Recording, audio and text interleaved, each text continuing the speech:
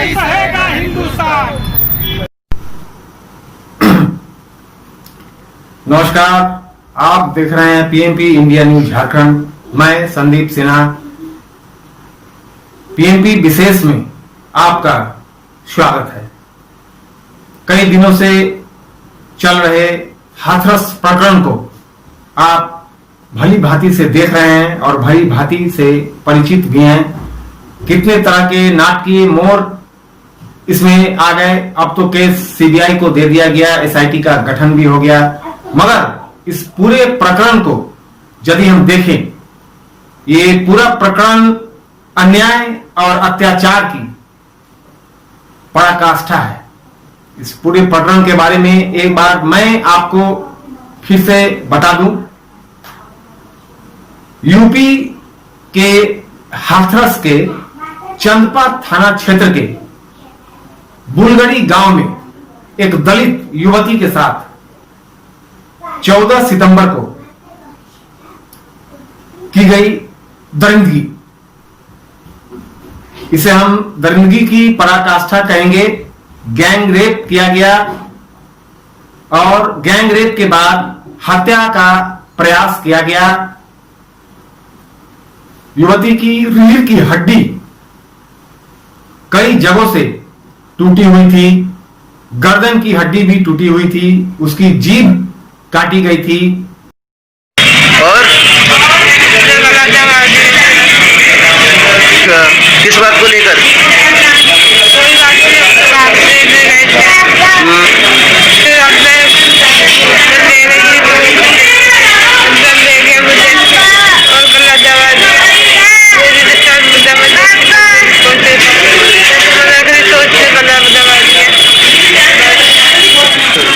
क्या कोई रंजिश चल रही है? क्या नाम है तुम्हारा? आनंद फानंद में उसे दिल्ली के सफदरजंग हॉस्पिटल में रेफर कर दिया गया। 2 हफ्ता यानी 14 दिन जिंदगी और मौत से जूझने के बाद युवती की मौत हो गई। परिजनों में कोहराम मचा, हाथरस गांव में कोहराम मचा, राजनीतिक उथल पुथल हो गई। योगी सरकार की नींव हिलने लगी। हाथरस गांव को आन-फान में सील कर दिया गया। 200 से अधिक पुलिस बटालियनों की तैनाती उस गांव में कर दी गई। पूरे गांव को सील कर दिया गया। मीडिया कर्मियों को अंदर जाने से रोक दिया गया। परिवार वालों को बंधक बना लिया गया। उनके मोबाइल फोन छीन लिए गए। मीडिया कर्मी जब उस गांव में अंदर जाना चाहे तो पुलिस के अधिकारियों ने उन्हें रोका। पूछने पर बताया कि ऊपर वाले ने उन्हें मना किया है। अब यहां सवाल यह है कि ये ऊपर वाले कौन है? एक लड़की के साथ दरिंदगी हुई, उसके साथ अमानवीय कार्य हुए, यातनाएं दी गई। उस समय ये ऊपर वाले कहां थे? और अब जब लोग सांत्वना देना चाह रहे हैं, उनके परिजनों से मिलना चाह रहे हैं, उनके आंसू पोंछना चाह रहे हैं, तो ये ऊपर वाले कहां से आ गए? खैर, इस बात को आप भी समझ रहे हैं कि ये ऊपर वाले कौन थे। उनके परिजनों की बातें आप सुने। एकदम ठीक है, नहीं आ जाएगी, यहाँ 4 चाहिए हमें। क्या फांसी की सजा होनी चाहिए? आपकी बिटिया एक्सपायर हो गई है। जल्दी दबाव डाला जा रहा है समझौता करने का, तो इसके लिए क्या ये क्या हो रहा है? सुरक्षा के लिए जो परिजन है उनकी सुरक्षा के लिए पुलिस फोर्स है। नहीं, फोर्स तो है, लेकिन अब फिर उनके ऊपर इतना दबाव क्यों बनाया जा रहा है कि समझौता करो? तो ये समझौता करने का विषय थोड़ा ही ना है। अब यूँ तो हर एक लड़की के साथ जो है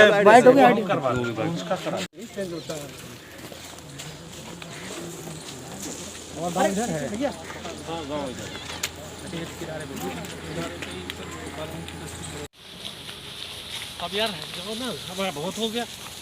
हाँ क्या कर? हाँ यार तुम तो बिल्कुल ऐसे जैसे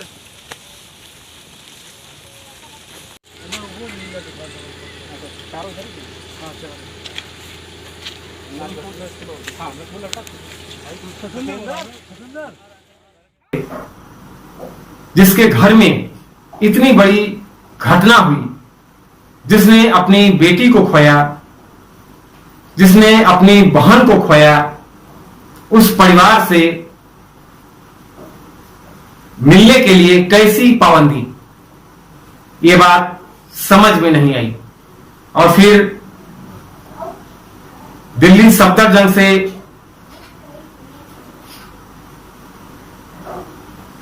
पीड़िता की लाश को उसके गांव हाथरस लाया गया पुलिस द्वारा, और आनंद फानन में बिना परिवार वालों को सम्मिलित किए गए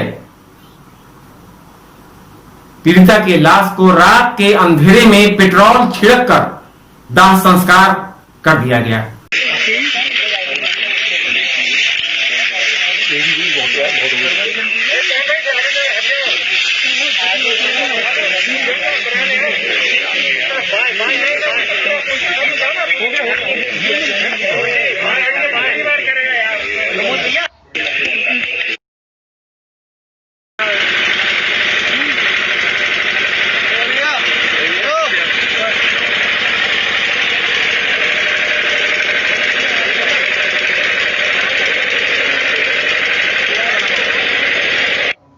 परिवार के लोगों ने इल्जाम लगाया, पिता ने इल्जाम लगाया कि उनका जो मौलिक अधिकार था दाह संस्कार करना, परिवार के मौलिक अधिकार के अंतर्गत आता है, उससे भी इन्हें वंचित रखा गया। इस इल्जाम पर प्रशासन के लोगों ने कहा कि नहीं, परिवार के लोग मौजूद थे, अगर सही में मौजूद थे तो प्रशासन के पास उस समय का वीडियो होगा, वीडियो प्रशासन दिखा दे। परिवार वालों ने पूरी तरह से इल्जाम लगाया कि वे हिंदू रीति रिवाज के अनुसार, चूंकि लड़की हिंदू परिवार से आती थी, वो हिंदू रीति रिवाज के अनुसार पीड़िता का दाह संस्कार करना चाहते थे। मगर आखिर प्रशासन को, योगी सरकार को इतनी हड़बड़ाहट, इतनी जल्दबाजी क्यों थी कि उन्हें रात के अंधेरे में ही दाह संस्कार करना पड़ा? वो किस बात को छुपा रही थी? मीडिया कर्मियों को अंदर नहीं जाने दिया जा रहा था, आखिर क्यों? अंदर क्या चल रहा था? क्यों डर था योगी सरकार को? यहां सबसे बड़ा सवाल यह है, मीडिया कर्मियों को क्यों रोका जा रहा था? और फिर कांग्रेस के अध्यक्ष राहुल गांधी अपनी बहन प्रियंका गांधी के साथ घटना स्थल पर जाना चाहे, उन्हें भी हाथरस की सीमा पर रोक दिया गया, उन पर भी लाठी डंडे बरसाए गए, उनके साथ भी बदसलूकी की गई। प्रियंका गांधी के साथ भी, जैसा कि आप देख पा रहे होंगे, उनके साथ भी बदसलूकी की गई।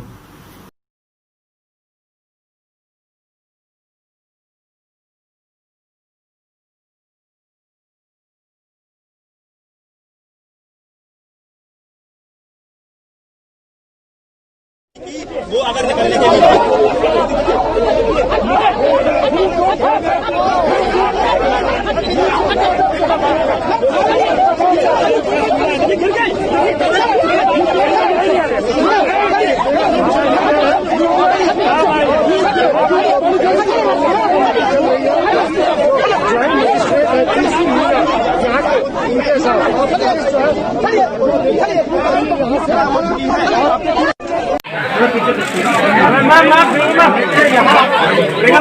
ऑडियो वायरल हुआ। राहुल जी, राहुल जी, प्रियंका जी, आरोप नहीं जाती है।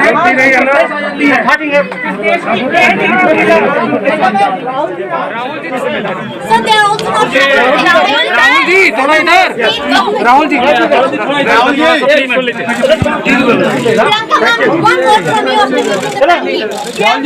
राहुल जी प्लीज थोड़ा सा सर।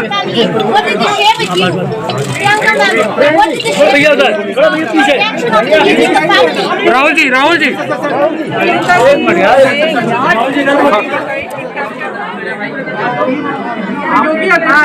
चाहिए। आपकी जिम्मेदारी सर बॉक्स के ऊपर ये अन्याय होगा। हम बड़ा पहुंच के उस अन्याय के खिलाफ लड़ेंगे और खड़े रहेंगे। भैया आईडी क्यों हटा रहे हो यार?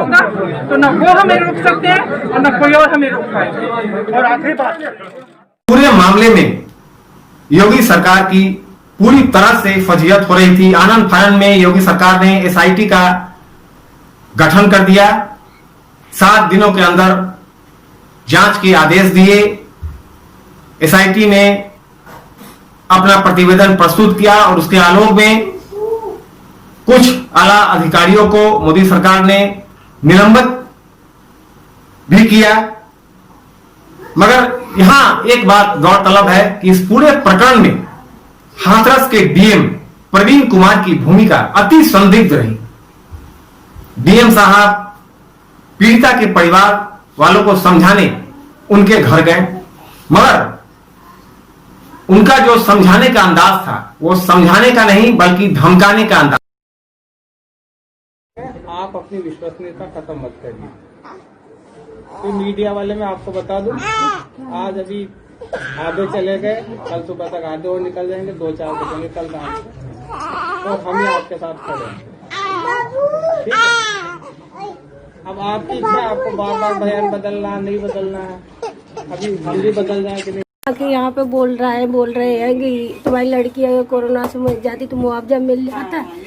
ये सब धमकियाँ मिल रही हैं, पापा को धमकाया जा रहा है। ये बोल रहे हैं कि केस मतलब रफा दफा हो जाएगा, अगर सब केस रफा दफा हो जाएगा। ये सब वीडियो दिखा देंगे, मम्मी को उल्टी सीधी वीडियो बना रखी है। जो उस टाइम में वो हालात ऐसे थे, जो मन में आ रहा वो सब लोग बोले जा रहे, यही सब करके अब ये लोग हमें यहाँ रहने नहीं देंगे। ये डीएम बहुत ज्यादा ही चालबाजी कर रहे हैं। हम लोगों के साथ में इतना प्रेशर डाल रहे हैं जबरदस्ती कि हम लोगों ने इतने लोग तुम्हारी बात का कोई भरोसा नहीं है, तुम जबरदस्ती ये बयान बदल रहे हो, तुम पे कौन भरोसा? पापा पे बुलवा रहे, बयान बदलने से तुम्हारी कोई वो रहेगी, हम लोग दूसरी जगह चले जाएंगे। जैसा कि आप देख पाएंगे, और परिवार के लोगों ने भी इल्जाम लगाया, अभी भी परिवार के लोगों ने इल्जाम लगाया है कि उन पर भी कड़ी से कड़ी कार्रवाई की जाए, डीएम साहब पर भी, क्योंकि वो समझाने नहीं, वो पीड़िता के परिवार को धमकाने के लिए गए थे। इस सारे प्रकरण में अब केस फजीहत के बाद योगी सरकार ने केस सीबीआई के हाथों सुपुर्द कर दिया गया है। प्रियंका गांधी के साथ जो बदसलूकी हुई थी उसके लिए माफी भी मांग लिया गया है, लेकिन सवाल उठता है क्या माफी मांग लेने से और केस मात्र सीबीआई को दे देने से इसका समाधान हो जाएगा?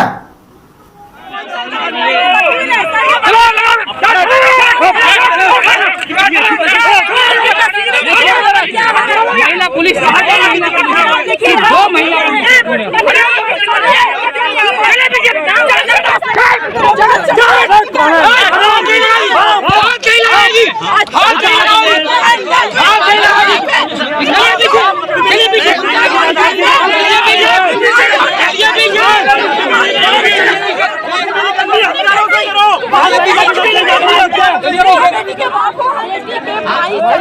बात हुई है, उन्होंने बुलाया है, मैं इस केस को हैंडल करूंगी, मैं जाने दीजिए, और नहीं तो अपने उच्च अधिकारियों को बोलिए, जैसे मनीषा की डेड बॉडी को रात में पेट्रोल डाल के जलाया है ना, वैसे मेरी बॉडी को भी जलाइए आप लोग, क्योंकि आप लोग सिर्फ यही कर सकते हैं और कुछ नहीं कर सकते।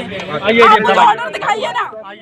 पहले भी हमने बलरामपुर में एक दलित युवती के साथ दुष्कर्म की घटना को देखा और सुना भी। आंकड़े बताते हैं कि देश भर में प्रतिदिन 4 से अधिक दुष्कर्म के मामले आते हैं।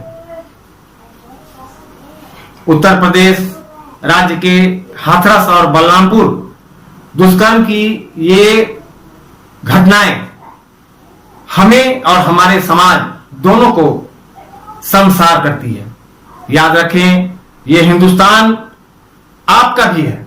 हम सिर्फ गुस्सा या दुख जताकर बैठ नहीं सकते, बल्कि हम सबों को समाज में महिलाएं एवं बच्चियों के साथ हो रहे अत्याचारों की जिम्मेवारी लेनी होगी।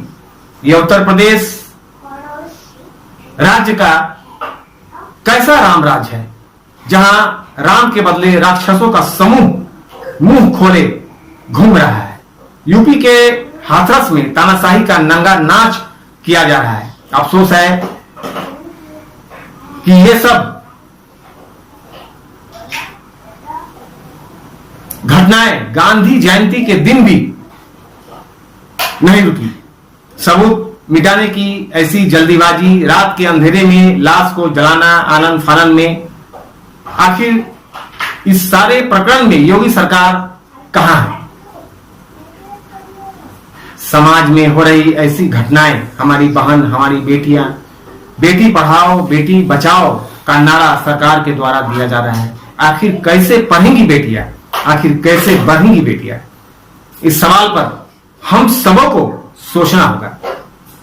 सरकार ने बलात्कार के कानून को सख्त कर दिया, मगर उसके बावजूद भी प्रतिदिन बहन बेटियों के साथ कहीं ना कहीं अमानवीय हरकत की जा रही है। आखिर ये कैसे रोका जाए? इसका निराकरण हम सबको मिलकर सोचना होगा। और अंत में एक यक्ष प्रश्न और, बलात्कार जैसी घटनाएं रोकने के लिए क्या गांधी जी के लाठी का सहारा लेना होगा, या फिर अंबेडकर जी के संविधान का, या फिर अंत में गॉडसे की गोली से इसका निराकरण होगा? नमस्कार, पीएमपी इंडिया न्यूज आप देखते रहें और आप लोगों से आग्रह है कि कृपया करके इस चैनल को सब्सक्राइब कर ले और शेयर एवं लाइक करना न भूलें।